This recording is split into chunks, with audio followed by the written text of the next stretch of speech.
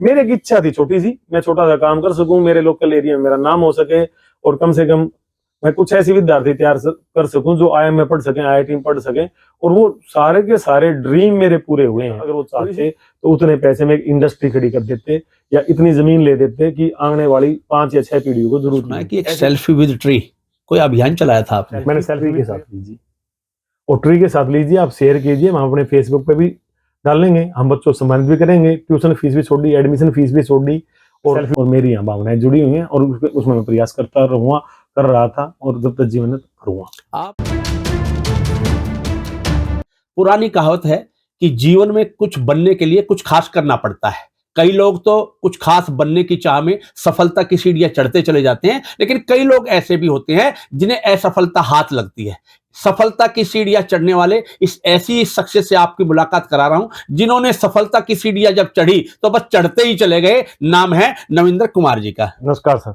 नविंद्र जी, Haryana top में आपका स्वागत है। नविंद्र जी, मेरा पहला सवाल आपसे यही है कि नविंद्र जी की कहते हैं सपना देखना और सपने को सच करना किस हद तक जरूरी है?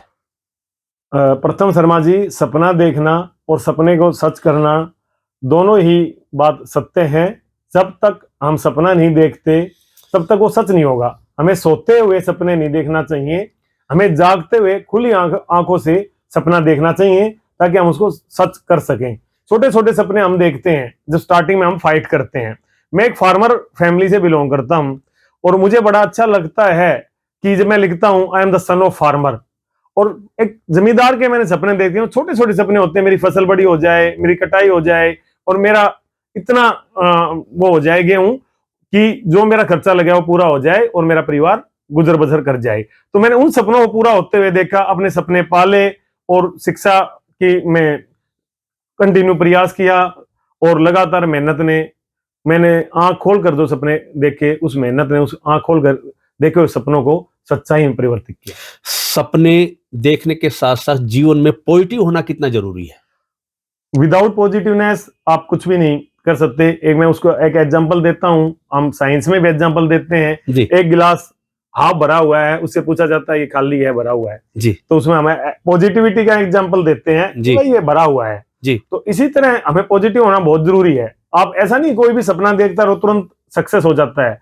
मैं 18 साल की उम्र में सपना देखना स्टार्ट किया था, जब मैं 12th में पढ़ रहा था, तब जाके मैंने एक एक चीज, मैंने चाय बेची, चीनी बेची, मैंने मोटरसाइकिल सर्विस की अपने हाथ से। सबसे पहले पद्मनी एम्प्लायंस का मैं गीजर लेके आया। इसके अलावा मैंने परचून का सामान सेल किया, मैंने कंपनी मेंबर बनाए, कंप्यूटर पार्ट्स का सामान सेल किया। वो धीरे धीरे सपने थे मैं थोड़ा सा बेहतर जीवन जी सकूं और बेटर कर सकूं, जबकि मैं एक बिलोंग करता था फार्मर फैमिली से। पूरी की पूरी फैमिली ने ऐसा कभी कोई काम नहीं किया था। तो उसके लिए आप प्रयास करेंगे, आप पॉजिटिव रहते हैं, हर बार गिर के जो चढ़ता है वही सफल होता है, और वो जितनी बार आप गिरते हो आपकी पॉजिटिवनेस उठने में हेल्प करती है। शिक्षा के क्षेत्र की बात करूं तो शिक्षा के क्षेत्र में शिक्षाविद का जब नाम आता है तो उसमें अग्रिम पंक्ति के जो लोग हैं उसमें आपका नाम भी शामिल किया जाता है। तो शिक्षा के क्षेत्र में खास आप क्या करना चाहते हैं जो आपकी एक विशेष रूप से पहचान बने? शिक्षा के क्षेत्र में एक पहचान तो बन चुकी है, जो विशेष रूप से मेरी पहचान बनी है जी।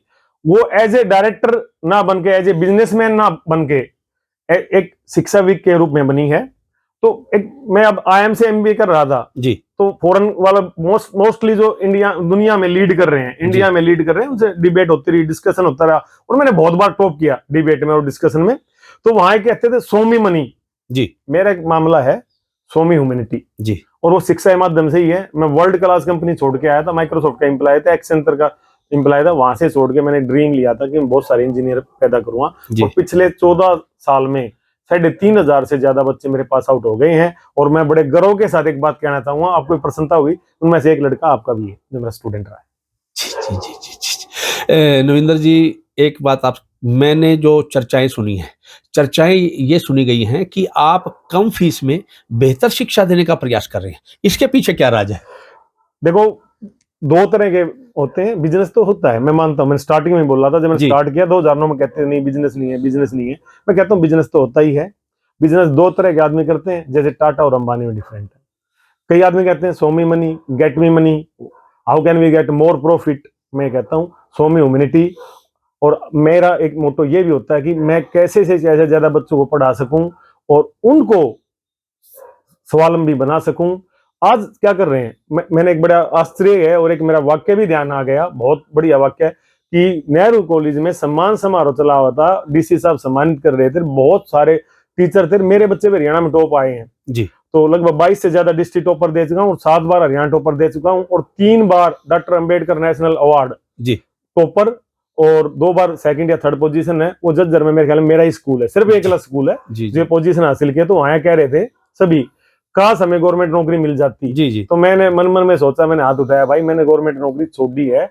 2006 में मैं असिस्टेंट प्रोफेसर वाईएमसीए में लग रहा था और मैंने छोड़ के तब अपना स्टार्ट काम किया था जी। तो यही एक विशेषता है कि जरूरी नहीं है कि आप जो काम करते हैं वो पैसा कमाने के लिए करें। तो ये चीज एक डिफरेंस बनाती है। मेरा मोटो है मैं ज्यादा से ज्यादा बच्चों को शिक्षित कर सकूं और मेरे ऊपर एक पारिवारिक प्रेशर भी रहता है जी। क्योंकि दादाजी ने सबसे ज्यादा दान दिया था और उस टाइम इतना दान दिया था 11,250 रुपए। जी। तो वो इतना अमाउंट थी कि हम बहुत बड़ा एक एम्पायर खड़ा कर सकते थे। जी, और जी। उनके पंडित जवाहरलाल नेहरू यहाँ नेहरू कॉलेज में आए थे 7 दिसंबर 1958 में। जी। तो तब उन्होंने ये कहा था कि भाई कुछ भी आप करना चाहें तो लाहौर का परमिट ले लें, कुछ भी करना चाहें। डीसी साहब ने भी और इनडायरेक्टली रूप से इशारा भी किया था। तो उन्होंने एक बात कही थी, दान दे के जी। वापिस नहीं लेते हम। जी जी। ऐसे हम उस परिवार से हैं तो ये प्रेशर रहा मेरे ऊपर कि मैं ऐसा काम करूं जिसमें मेरा गुजर बसर भी हो जाए। मेरे लंबे चौड़े ख्वाब नहीं है। पिताजी तो ये भी कहते थे 22 रुपए में गुजारा हो जाता है, बहुत ज्यादा होते हैं। तो मैंने वो कभी नहीं सोचा कि मुझे बहुत ज्यादा अरबों करोड़ों रुपए कमाने हैं। लेकिन मेरी जन्म से ही ठीक था भी मेरा गुजारा बसर हो जाएगा। तो मेरी इच्छा थी कि मैं ज्यादा से ज्यादा बच्चों को शिक्षित कर सकूं और उनको जो आज इंडिया की जरूरत है, वर्ल्ड की जरूरत है, उसके मुताबिक बना सकूं। और वो जरूरत है अपना काम शुरू करने की, ना कि नौकरी पाने की। नरेंद्र जी, सीबीएसई की बात करूं तो सीबीएसई में आपके नाम का डंका बजता है, ये क्या जादू है? ये सीबीएसई की बात करें आप, सेंट्रल बोर्ड सेकेंडरी एजुकेशन, उससे पहले हरियाणा बोर्ड में थी। अब 100% रिजल्ट आया हमारा, वो शानदार रिजल्ट रहा है मेरा। मैं ये कहता हूँ डंका तभी बजेगा जब आप क्वेश्चन पूछोगे जाके। अब एक कोई रूल आया था, उसके दौरान सडनली चेंज किया था, तो मैंने उसमें सॉफ्टवेयर में भी कमी निकाली जी। मेरी डिस्कशन भी हुआ था पत्रकार बंधुओं से जी। तो उन्होंने कहा कि जी स्टार्टिंग में तो बल्कि हल्के में लिया उन्होंने कि सर आपने कैसे निकाल लिया। मैंने कहा जी मैं सॉफ्टवेयर इंजीनियर भी रहा हूँ। अच्छा अच्छा। फिर उन्होंने इस बात पे ध्यान दिया, जो सेक्रेटरी एंड डायरेक्टर हैं, और उस चीज को बदला भी और उस चीज को मानना भी। जबकि बहुत बड़े बड़े स्कूल वाले भी गए थे या मीटिंग करके भी गए थे। मैं कहता हूँ अगर एक आदमी भी प्रयास करता है तो चेंज करा सकते हैं। वो इंडिया लेवल पे चेंज भी हुआ है। जीवन में कई बदलाव आपने देखने को आए हैं, तो कोई ऐसा बदलाव भी आपके जीवन में आया जो आपको एक अलग तरह से भगवान के यहाँ से कोई नई महारत हासिल हो के कोई आपको गॉड गिफ्ट मिला हो, कोई कि जिसमें आपने बदलाव में के बाद देखा हो कि आपका जीवन ही उससे बदल गया? मैं ये मानता हूं, जो आपने पॉजिटिविटी वाली बात की, सन 2005 की बात है, जब मैं वाईएमसीए कॉलेज से पास आउट हूँ, यंग मैन क्रिश्चियन एसोसिएशन, जो जेसी बोस यूनिवर्सिटी है जी जी। इंडिया का टॉप, मतलब हरियाणा टॉप कॉलेज है, इंडिया में टॉप कॉलेज में आता था उस टाइम। तो वहां पे मैं बचपन से ही, मुझे एक प्रॉब्लम थी, मैं बोल नहीं पाता था। अब आपके सामने बोल रहा हूँ, मेरे हिसाब से आपको समझ में भी आ रहा है और पब्लिक को भी समझ में आएगा जी। तो मैं आस्तिक हूँ शुरू से ही जी। मैं बड़े कॉन्फिडेंस से कहता हूँ मैं 100% आस्तिक हूँ, भगवान में पूरा विश्वास करता हूँ। और मैं ये मानता हूँ कि मैंने भगवान कई बार देखा है। और मैं माता वैष्णो देवी की टिकट कंफर्म कर रखी किसी और ने, तो मैंने कहा मेरे पास पैसे नहीं है और मैं नहीं जा सकता जी। तो किसी यहाँ भी एक वो शिक्षाविद है, स्कूल के ऑनर हैं, उनके भाई की टिकट कैंसिल होगी, वो मेरे साथी थे जी। और उन्होंने कहा यार तू होया, मेरी टिकट ले ले और तू चला जा। और मेरे मन में एक इच्छा थी कि ये भगवान, अब कंपनी आएंगी जी जी दिसंबर में, तो मैं सिलेक्ट कैसे हूँ, तो बोल ही नहीं पाऊंगा। और मल्टीनेशनल कंपनी को तो बोलने वाला चाहिए जी। तो मैं इसी इच्छा से माता वैष्णो देवी गया था जी जी जी। और मैं वापिस आया और मैंने ऐसे जी पकड़े प्रयास किया, ऐसे करके जी। तो माँ वैष्णो देवी के दरबार में, माँ वैष्णो देवी दरबार में गया था और वापस आए। नहीं दरबार में किया आपने या वापस आ गए? वापस आ गए दरबार से धोख लगाने के बाद, मत्था टेकने के बाद जब वापस आया तो आपने ऐसा प्रयास किया? मैंने प्रयास किया कि मेरी आवाज बदल सकती है। और तीसरे दिन थोड़ा सा मुझे खून भी आया, मैं रात को भी लटा लटा प्रयास करता रहा। अच्छा अच्छा। और मेरी वॉइस चेंज होगी, वो पॉजिटिव मुझे भगवान के पास जाके मिली और मेरी आस्था और बढ़ गई और उसके बाद मैं जाता रहता हूँ। आपने IIM किया है और बताते हैं कि उसमें टॉप किया है, उसका सदुपयोग आप कैसे कर पा रही हैं? IIM रोहतक से मैंने किया, लॉकडाउन में मैंने अपने समय से यूटिलाइज किया। जैसे आपने गौरव से आप अलग कैसे हैं, तो मैं मानता हूँ मैं आज भी पढ़ रहा हूँ, मैं आज भी स्टूडेंट हूँ और आज भी मैं सीख रहा हूँ। तो ऐसे ही मैंने, मेरे साथ जो ज्यादातर पढ़ने वाले बच्चे थे वो 21 से 24 साल के बच्चे थे। जी। तो मैं वहां देखा, मैंने मार्केटिंग में टॉप किया, ऐसे ही मैंने स्पोर्ट्स कोचिंग में टॉप किया, कोचिंग में यहाँ देता हूँ तो उससे मुझे पता चल गया हाँ भाई मैं कोचिंग ठीक दे रहा हूँ। एचआरएम में भी मैं, ह्यूमन रिसोर्स मैनेजमेंट में भी मैं वहाँ टॉपर में था।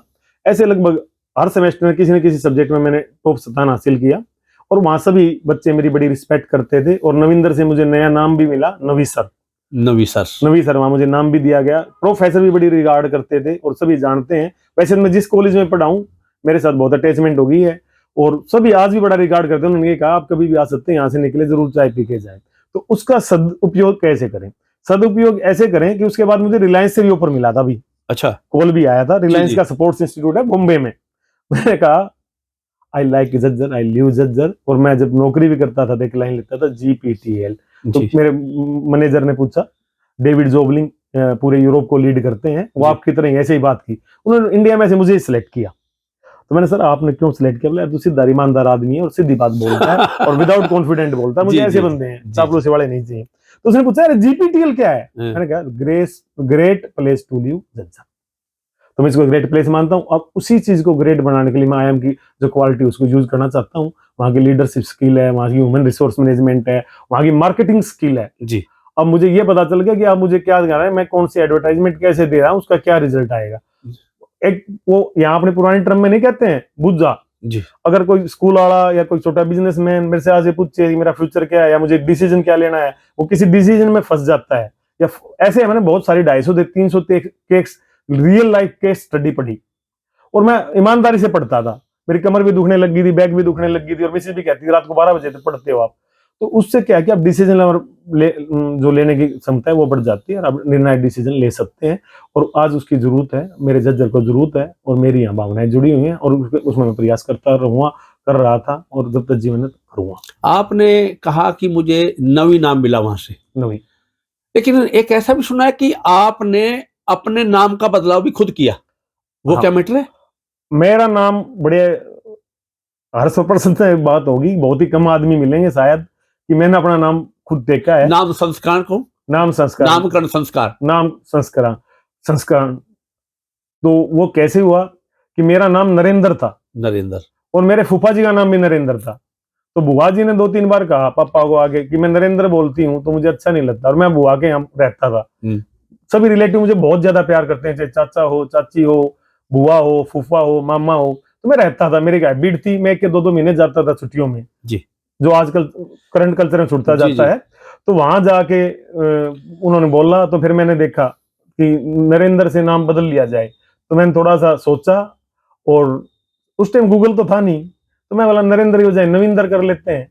तो मुझे बड़ा अच्छा लगा कि नविंदर किसी का नाम ही नहीं था क्लास में, जिस यूनिवर्सिटी में पढ़ा वहां था ही नहीं। ये यूनिक नेम था। यूनिक नेम था, तो मुझे बहुत अच्छा लगा। फिर मैंने कुमार लगाया पीछे। अच्छा, अच्छा, अच्छा। तो सिंह से थोड़ा बोल्ड आता है, बोल्ड। अच्छा, सिंह थोड़ा पावर से आती है, तो पावर नहीं होना चाहिए, आदमी सामान्य है, सभी सामान्य है, इसलिए मैंने कुमार का यूज किया।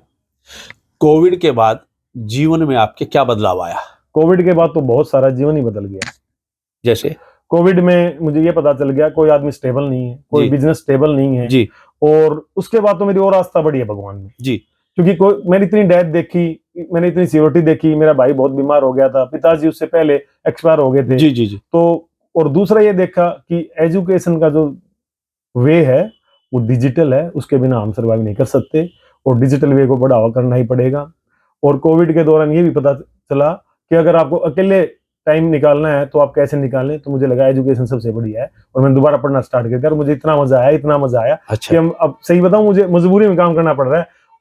अभी मैं नेशनल यूनिवर्सिटी जो बेंगलोर है उसमें मैंने एडमिशन ले रखा है, जी। बस टाइम नहीं मिल पाता। तो मेरी इच्छा थी कि हम पैदा हुए तो हम भी टॉप यूनिवर्सिटी में पढ़े ना, और मतलब अच्छे क्वेश्चन उठाते हैं। तो मतलब पढ़ाई के प्रति जुनून पैदा हो गया।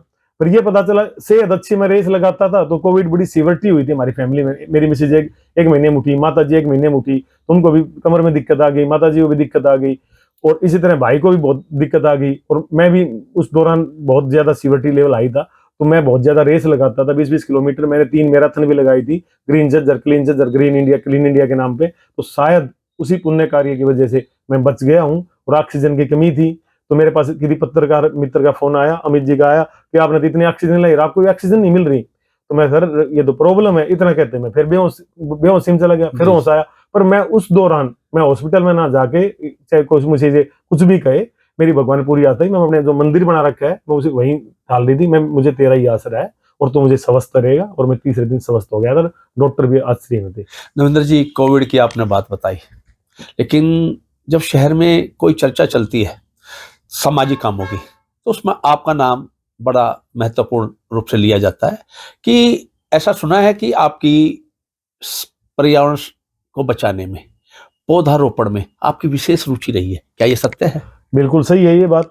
2013 में अभी मैं बाहर आया हूँ, अभी मैं गाड़ी लेके नहीं आया, मैं साइकिल लेके आ रहा था, वो चेन खराब हो गई। मैं चाहता था पोल्यूशन ना हो, जितना काम हो सके पैदल या साइकिल से हो सके। ठीक है। तो ऐसे ही स्मोग आ गया था। आज स्मोग एक कॉमन विषय है, सभी जानते हैं, न्यूज़पेपर में भी एक वो तो सजेशन भी मैं बाद में दूंगा क्या करना चाहिए। आज भी एक बार मैं बता हमें क्या करना चाहिए। तो मैंने उस बारे में रिसर्च भी की 1 साल पोल्यूशन के बारे में। तो उस दौरान मैं जब आ रहा था तो मेरी आंखों में पानी आया हुआ था जी। तो जैसे ही मैं वहां अपना स्कूल बनाता, डेली जाता था, बाइक पे डेली आता था, तो मैंने देखा मैं प्रॉब्लम क्या है, ईचिंग प्रॉब्लम होती थी, गले में प्रॉब्लम होती थी। तो मैंने डॉक्टर से कंसल्ट किया, कह रहे जी ये स्मोग है। तो एक 14वां चैप्टर आता है हमारा केमिस्ट्री में, मैंने वो भी पढ़ा पूरा, और केमिस्ट्री पढ़ाई भी बच्चों को, इन्वायरमेंटल केमिस्ट्री। सबसे पहले लंदन स्मोग आया था, फिर लॉस एंजल्स स्मोग आया था। तो मैंने उसको पढ़ के लगाया कि ये तो स्मोग है, ये तो बहुत डेंजर है, और हम इस टाइप का वातावरण पैदा कर रहे हैं कि हमारे बच्चे बाहर खेल ही नहीं पाएंगे, क्योंकि हम आज के टाइम में बहुत ज्यादा एक्टिविटी कर ही नहीं सकते। तो मैं यार हमने कैसा बना दिया, कैसा इन्वायरमेंट मंगा दिया, और इसका सोल्यूशन सिर्फ एक ही है, ट्री प्लांटेशन, क्योंकि शुद्ध हवा की रिक्वायरमेंट है, उसके अलावा कोई अल्टरनेटिव नहीं है। गांव में जो बनी थी आदमी ने खत्म कर दिया अपने फायदे के लिए, और उन्होंने अपना फायदा नहीं किया, उन्होंने अपना सबसे बड़ा नुकसान कर लिया। जब आप भी ले रहे हो और हम भी ले रहे हैं। आपने प्लांटेशन के बारे में बताया, लेकिन मैंने ऐसा सुना कि एक सेल्फी विद ट्री कोई अभियान चलाया था आपने? मैंने सेल्फी विद ट्री अभियान चलाया था। तो उसके बारे में विस्तार से बताएं। तो मैंने देखा कि मोबाइल का ट्रेंड आया है, सब सेल्फी ले रहे थे, कोई रोड पे खड़े होकर सेल्फी ले रहा था, कोई छत पे जाके सेल्फी ले रहा था, कोई कैसे ही सेल्फी ले रहा था। तो मैंने कहा आप सेल्फी ट्री के साथ लीजिए, और ट्री के साथ लीजिए, आप शेयर कीजिए, हम अपने फेसबुक पे भी डालेंगे, हम बच्चों को सम्मानित भी करेंगे, ट्यूशन फीस भी छोड़ दी, एडमिशन फीस भी छोड़ दी, और बहुत सारे इस टाइप के प्रलोभन भी दिए, जिसमें माँ बाप ने भी इंटरेस्ट दिखाया। और आज उसका रिजल्ट ये है कि आप मेरे स्कूल के सराउंडिंग में जाके देखो, प्रैक्टिकली देखो, मैंने अपने स्कूल नहर के आसपास जितने पेड़ हैं सबको बचाए हुए रखा है। कम से कम 800 से 1000 पेड़ वो जरूर होंगे। सिलानी के स्टेडियम में मेरे स्टूडेंट ने लगाया। अपना अभी कपिल जी है, वो रेलवे में सेक्शन इंजीनियर हैं, उन्होंने रोहतक रेलवे स्टेशन पे लगाया, अपने बच्चों के जन्मदिन पे वो लगाते हैं। शादी में मैंने कन्यादान में जाते हुए ट्री बच्चों को गिफ्ट दिया। आदमी सोच रहे हैं क्या पेड़ लेके जा रहा है, बेटा मेरी इच्छा है कि आप एक पेड़ लगाएं। इवन आप दूल्हा दुल्हन को ट्री देते थे? दूल्हा दुल्हन को कन्यादान के रूप में। अच्छा।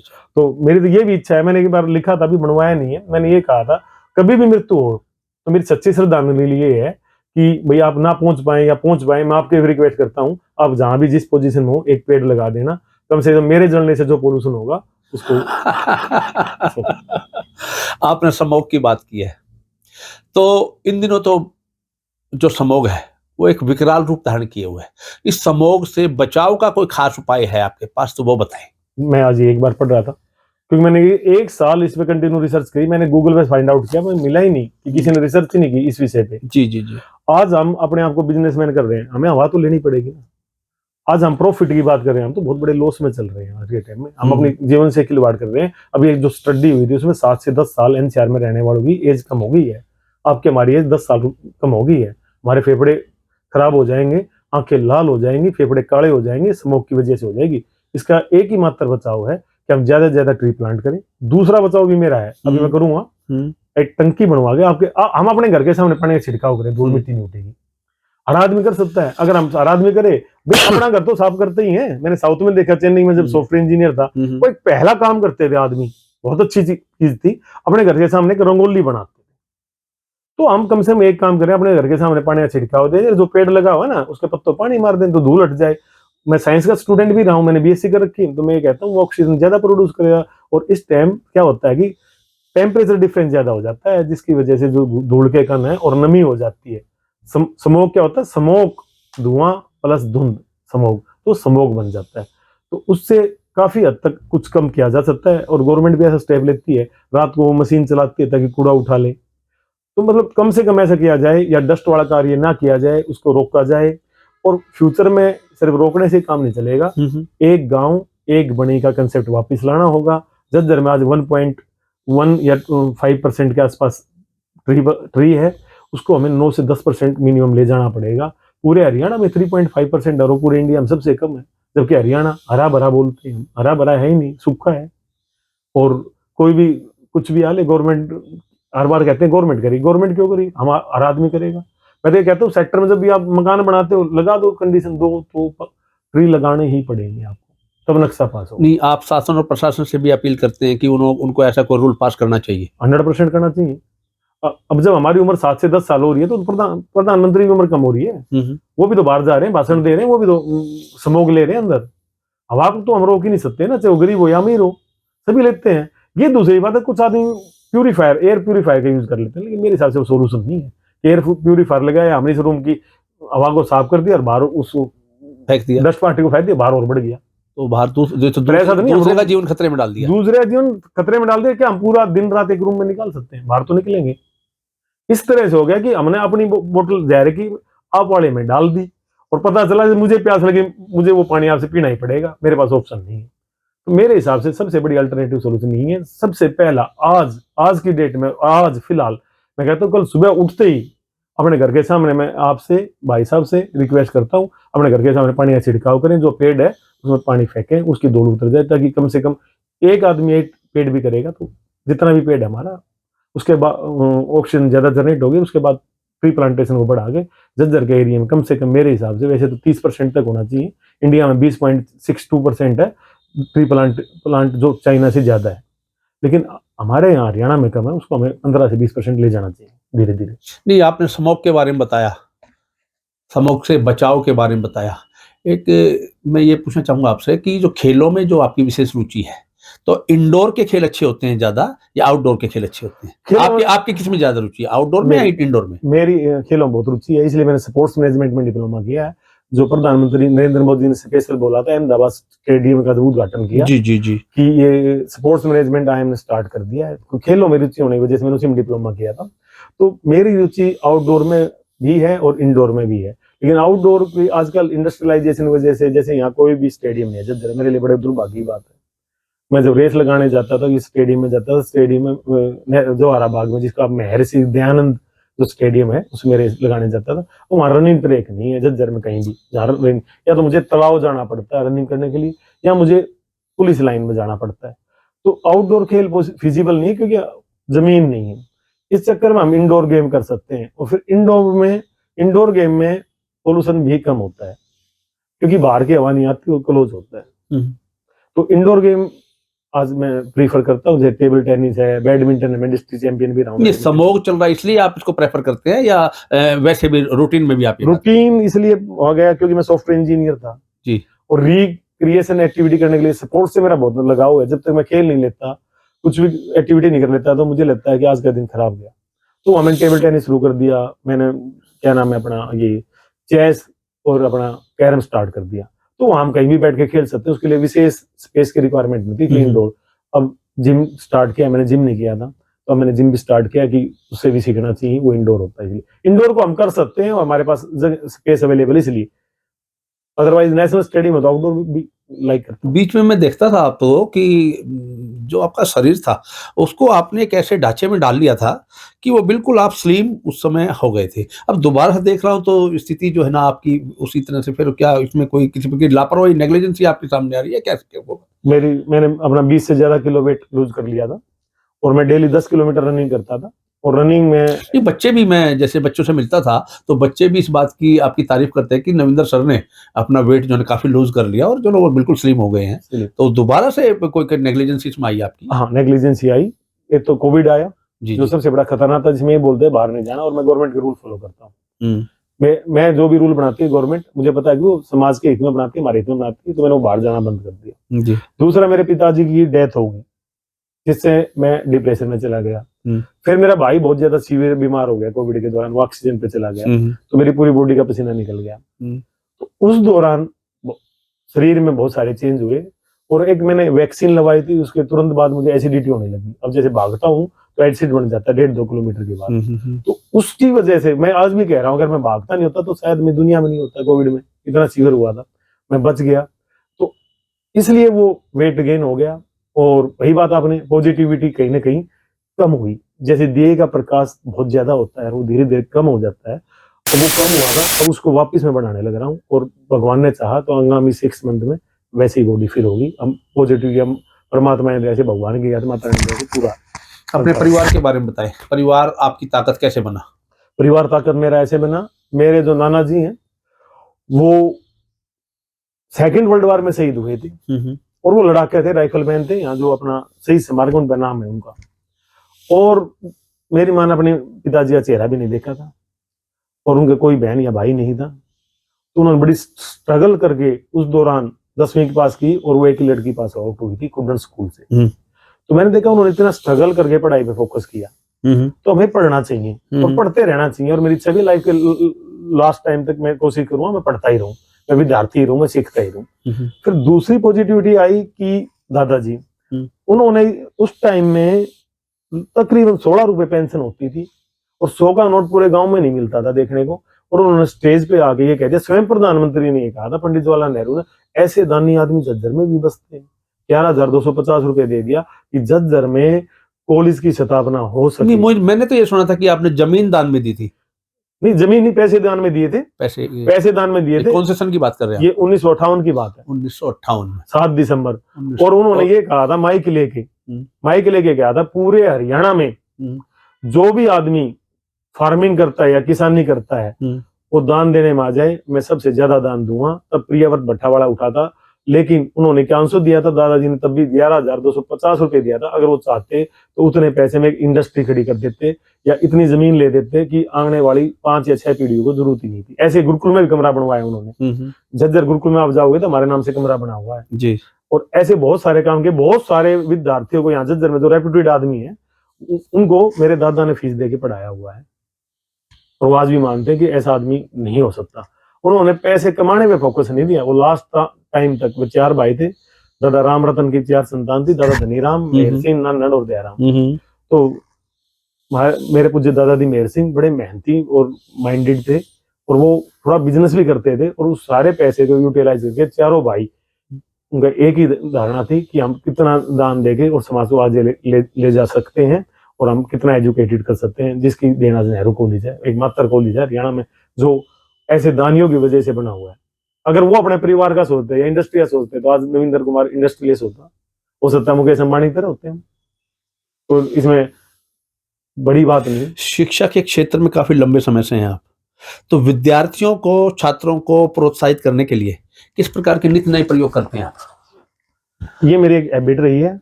मेरा जो भी विद्यार्थी, वैसे 3,500 विद्यार्थी मैं अपने आप में बहुत अच्छी उपलब्धि मानता हूँ। बड़े से बड़े स्कूल के भी नहीं मिलेंगे इतने पास आउट हुए हूँ। उनको हर बार नया सीखने के लिए प्रेरित करते हैं, नई एक्टिविटी कराता हूँ। अभी जैसे मैंने डिबेट कराई नई एजुकेशन पॉलिसी पे, तो बच्चे का बहुत अच्छा लगा। अभी दिवाली पे हम हर बार सेलिब्रेट करते हैं, बच्चों से गुड़ इकट्ठा करके गौशाला में देते हैं ताकि वो सामाजिक रूप से जुड़े रहें। बच्चों से, अपने छात्रों से गुड़ इकट्ठा करते हैं। हाँ, जो भी जितनी श्रद्धा है। जैसे सुना है कि आपकी धर्म कर्म में भी काफी रुचि है, तो उसको भी जोड़ के रखते हैं? उसके भी जोड़ते हैं। हम ये कहते हैं भगवान है, और वो हमें नर की बजाय नारायण की बजाय नर की सेवा करते हैं, नारायण मिल जाता है, मैं ये मानता हूँ। तो हम गाय को गुड़ खिलाते हैं, क्लोथ डोनेशन हम कैंप लगाते हैं। अभी दिवाली पे हम मोटरसाइकिल फ्री डे मनाएंगे और गुड़ भी डोनेट करेंगे ताकि पोल्यूशन से बचा जा सके। एक मैसेज भी जाए घर में, बेटा मोटरसाइकिल क्यों नहीं जा रहा, इंस्टीट्यूट में जा रहा है, वो क्या मम्मी इससे पोल्यूशन होता है, एक दिन मैं पोल्यूशन अवॉइड करूंगा। तो हम उसको जोड़ते हैं सामाजिक चीज पे। दूसरा, हम practical learning by doing thing पे मैं विश्वास करता हूँ। आप जो कर रहे हैं, सीख रहे हैं, भाग रहे हैं, किस एंगल पे भागे, कोड़ा फेंक रहे हैं, किस एंगल पे फेंके, आज कौन सी टेक्नोलॉजी नहीं है, उस टेक्नोलॉजी के बारे में अवेयर करना, उसके बारे में सेमिनार लेना, फिर बच्चों के अंदर वो भावना पैदा करना। आज मैं बड़े गर्व से साथ कहता हूँ, चाहे वो IIM हो, आज मेरे 4 स्टूडेंट IIM में पढ़ रहे हैं, वो झज्जर से, फिलहाल झज्जर से। तो दीपक सैनी, अरविंद, ये अपना OBC बैंक के साथ में रहता है, मैं स्वयं, और ये ब्रह्मा देवी स्कूल का लड़का हरस IIM से पास आउट है। तो ये सौभाग्य की बात है। एक IIT दिल्ली से पास आउट अभी, वो भी झज्जर से। तो शुभम, उसका नाम शुभम है, एक HCS भी लगा है। तो मैं ये कहता हूँ बच्चों को हम सपने दिखाते हैं, और मैं जैसे आपने स्टार्टिंग में क्वेश्चन पूछा, सपने देखो, उसको साकार करने के लिए प्रयास करो और सफल बनो। मैं तो भगवान को, अपने आप को बड़ा लक्की मानता हूँ। आर्नोल्ड शिवाजीनगर का मैं एक एग्जांपल लेता हूँ, उसके 2 ड्रीम थे, वो पूरे हुए। तो मैं भगवान को ये मानता हूँ, मेरे बहुत ज्यादा लंबे ड्रीम नहीं थे, बहुत बड़ा बिजनेसमैन बनना नहीं था। मेरे एक इच्छा थी छोटी सी, मैं छोटा सा काम कर सकूं, मेरे लोकल एरिया में मेरा नाम हो सके, और कम से कम मैं कुछ ऐसे विद्यार्थी तैयार कर सकूं जो IIM में पढ़ सके, IIT में पढ़ सके। और वो सारे के सारे ड्रीम मेरे पूरे हुए हैं। और इसी कड़ी में मेरी मिसेज ने भी अभी नीट का हम स्वयं माइलस्टोन एस्टेब्लिश करते हैं, खुद पढ़ते हैं और बताते हैं हम ये कर सकते हैं तो आप क्यों नहीं कर सकते इस उम्र में, 18 साल के बाद। उन्होंने नेट में, CSR नेट में 24 रैंक हासिल किया, और शायद बायो में तो वो हो सकती है लेक्चरशिप में टॉप भी हो पूरे इंडिया में। और जर्मन भी आती है, फ्रेंच भी आती है, म्यूजिक में डिप्लोमा है, कंप्यूटर में डिप्लोमा है, BSc ऑनर्स है, MSc ऑनर्स है, B.Ed है, MA इंग्लिश है, और इतनी डिग्री मेरी है। तो हम ये बताते हैं हम इतनी डिग्री हासिल कर सकते हैं, हम इंडिया के टॉप इंस्टीट्यूट में पढ़ सकते हैं, हम दुनिया का टफ टेस्ट निकाल सकते हैं, तो आप क्यों नहीं? आपके तो हम गुरु हैं। और हमारे पिताजी तो फार्मर थे। मैं अपने लड़के को कहता हूँ तेरे पिताजी तो डायरेक्टर है, तुझे तो ऊपर जाना चाहिए। हमने तो हर चीज ये सीखी है कि मेहनत करो और पाओ, मेहनत करो और पाओ। तो बच्चों वहां से मेहनत करना सीखते हैं, वो प्रैक्टिकल एग्जाम्पल अपना देते हैं, हम दूसरे नहीं देते। मैंने ये किया कि आप कर सकते हैं, और मेरी इच्छा भी है। मैं गुरु दक्षिणा मानता हूँ उनसे, मैं गुरु दक्षिणा ये मानता हूँ जितना मैं पढ़ा हूँ या जो मैं कर रहा हूँ आप उतना कर लो। मैं ये मानूंगा कि मैंने बच्चों को सही शिक्षा दी है, ऐसा मेरा मानना है। सभी को बेहतर शिक्षा मिले, इसके लिए क्या कहना चाहेंगे आप? बिल्कुल, सभी को बेहतर शिक्षा मिले। ये तो कोविड आ गया, मेरा बहुत अच्छा फ्लो चला हुआ था, नहीं तो मेरा प्रोग्राम था उस दौरान। मैंने कुछ पत्रकार बंधुओं से बात की थी, मैं मीटिंग लेना चाहता था, अचानक कोविड आ गया 2020 में। हम सुपर 100 फ्री 100 बच्चों को पढ़ाने का संकल्प लेके प्रयास करना चाहते थे। मैंने कुछ टीचर भी रेडी कर लिए थे। अब मैं उसी प्रयास को दोबारा करूंगा कि हम ऑनलाइन डिजिटल वे से या ऑफलाइन टॉप 100 बच्चों को पढ़ा सके और उनको आगे बढ़ा सके। उसमें मैंने ये भी प्लान बनाया था और डिस्कस भी किया था कि एक एक बच्चा, एक एक आदमी गोद ले ले, ज्यादा लंबी चौड़ी नहीं है, 10,000, 5,000, 12,000 रुपए जो भी खर्चा आएगा हम सब मिलके करेंगे उस बच्चे पे। और मेरे ख्याल में वो एक भंडारा है, हर आदमी भंडारा तो करता ही है जैसे आप करते हो। तो मेरे ख्याल में शिक्षा एजुकेशन पे हम 10-12 हजार लगा सकते हैं, और एक बच्चे का अगर हमने जीवन परिवर्तन कर दिया तो पता नहीं वो कितना बड़ा पुण्य का काम होगा। तो ये मेरा ड्रीम है, अभी उस पर काम करेंगे और प्रयास रहेगा वो शिक्षा में। तो ये थे एक किसान पुत्र जिन्होंने धर्म कर्म के क्षेत्र में सिर्फ अपनी महत्वपूर्ण भूमिका अदा की, बल्कि शिक्षा के क्षेत्र में भी अनेक मुकाम हासिल किए। ऐसी हस्ती से अगली मुलाकात आपकी कराएंगे। हरियाणा टॉप के लिए कैमरामैन नरेश ख्वाल के साथ प्रथम शर्मा।